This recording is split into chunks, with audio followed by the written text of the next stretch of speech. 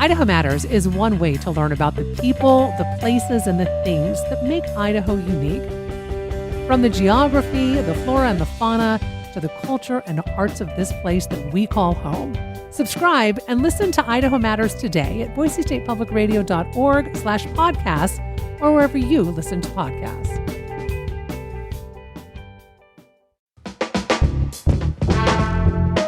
It's the Connector for Tuesday, March 11th. Good morning, I'm Troy Oppie. This morning, Idaho lawmakers have advanced proposals to block citizens from using the initiative process to legalize marijuana or other drugs. State lawmakers are targeting unsheltered people in Idaho's largest cities with a new bill, as well as a bill targeting the Interfaith Sanctuary State Street location. And the Eckert Road Bridge in East Boise is open again. Those stories and more coming up this morning on The Connector, Idaho Daily News from Boise State Public Radio. A large plume of black smoke rose through the evening sunlight last night about 7 p.m. from a Meridian neighborhood near Eagle and Fairview. The city in a news release says an accessory dwelling unit caught fire. The blaze quickly spread to the main home on the property. The fire drew a large response from multiple local fire departments. It was contained without any injuries. The city says pets in the home were safely evacuated. The cause of the blaze remains under investigation. On to the State House now. A proposed constitutional amendment is giving state lawmakers sole discretion over legalizing marijuana. That bill is headed to the state Senate. James Dawson has more. If approved, Idahoans could no longer legalize marijuana or any other drug through a ballot initiative. Alex Joy Grenier from Star was one of many people who supported the measure. He says crime rates have exploded in Ontario, Oregon, since it allowed retail sales of marijuana compared to the nearby town of Payette. High crime in Idaho is only one bad ballot initiative and 6 miles away. Joseph Evans, a former Libertarian congressional candidate in Idaho, was the only person who opposed the amendment. Evans says medical marijuana has significant benefits for patients like veterans with PTSD. What we're offering here is a natural remedy and creating the opportunity for people to continue to seek help. The legislation easily cleared the committee. It needs support from 2/3 of state senators before it could appear on the 2026 ballot. James Dawson, Boise State Public Radio News. Lawmakers are targeting unsheltered people in Idaho's largest cities with a new bill criminalizing camping or sleeping in cars on public property.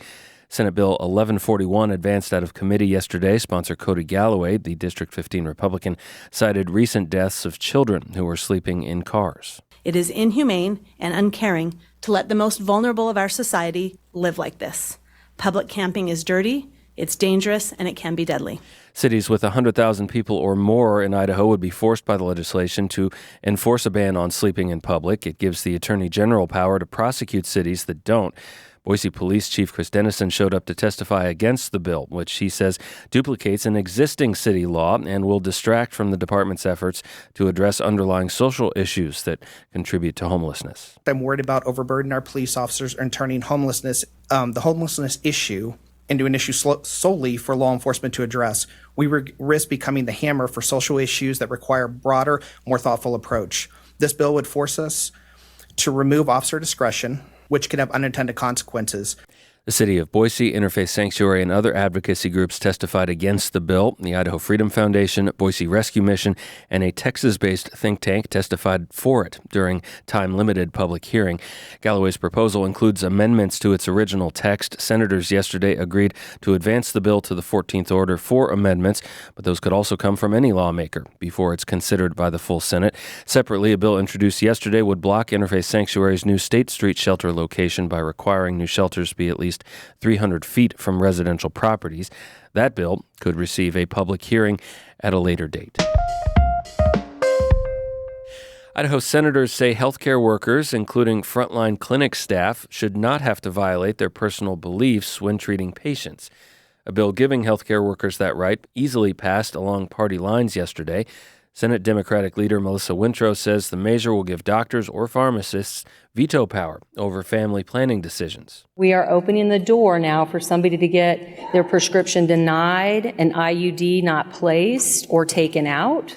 Bill sponsor, Republican Senator Carl Bierke, says that's not true. Instead, he says it gives patients a choice. It's providing an opportunity for patients to decide who their doctors are. Who are they going to trust? Who are they going to believe? Lawmakers last July gave similar consciousness rights to mental health therapists.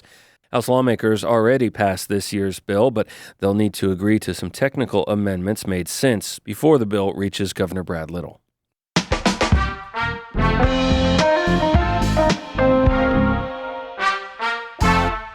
The Eckert Road Bridge in East Boise is open again to all traffic after temporary repairs were completed by the Ada County Highway District and signed off on by the Idaho Transportation Department. The repair, at a cost of about $500,000, according to ACHD, gets the river crossing back open ahead of the summer season and buys transportation officials some breathing room on plans and a timeline for a permanent replacement of the more than 70-year-old bridge that was found to have severe decay on several of its wooden supports in January. ACHD estimates a long-term replacement project for the Eckert Road Bridge will begin in the fall of 2026. The for-profit online education institution University of Phoenix is reportedly exploring a public stock offering that would end the possibility of its purchase by the University of Idaho. Bloomberg first reported the potential IPO for Phoenix, which is owned by multiple investment funds. Idaho Education News reports the University of Idaho, in a statement Monday, said it's continuing to seek viable pathways to acquire the University of Phoenix. But it's not necessarily clear what those pathways might be. Lawmakers worked to block the deal last legislative session. There are no active bills dealing with the potential purchase in the works as this session begins to head for the finish line. Ed News reports the most recent agreement between the U of I and Phoenix calls for up to $15 million in exit penalties for the University of Idaho if Phoenix sells to another buyer or goes public, as Bloomberg reported is being explored. Those so-called breakup fees would more than cover the previous costs to the U of I for its due diligence conducted on the proposal, according to University President Scott Green.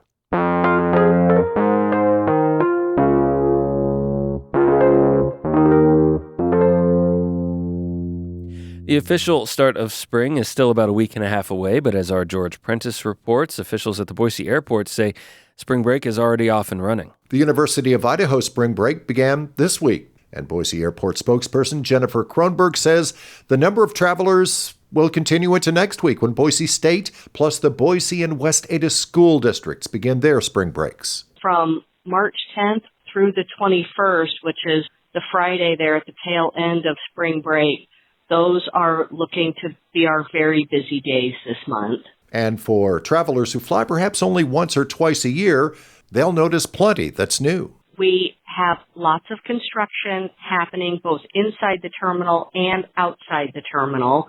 Outside, there's the construction of a new 7-story rental car center. And inside, we are really moving on our new concessions and retail areas.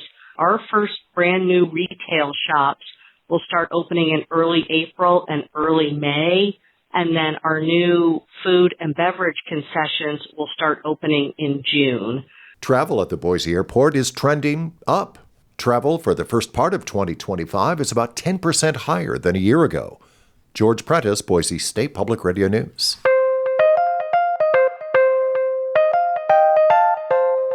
Boise State women's basketball was knocked out of the Mountain West Conference tournament yesterday in an 80-70 quarterfinal loss to top seed UNLV.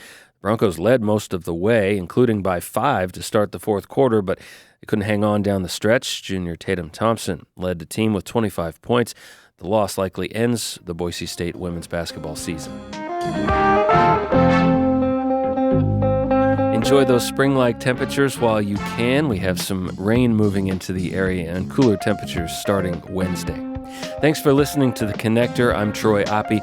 Our digital strategy manager is Lacey Daly. Our news director, Sasha Woodruff. Our general manager, Tom Michael. Have a great day.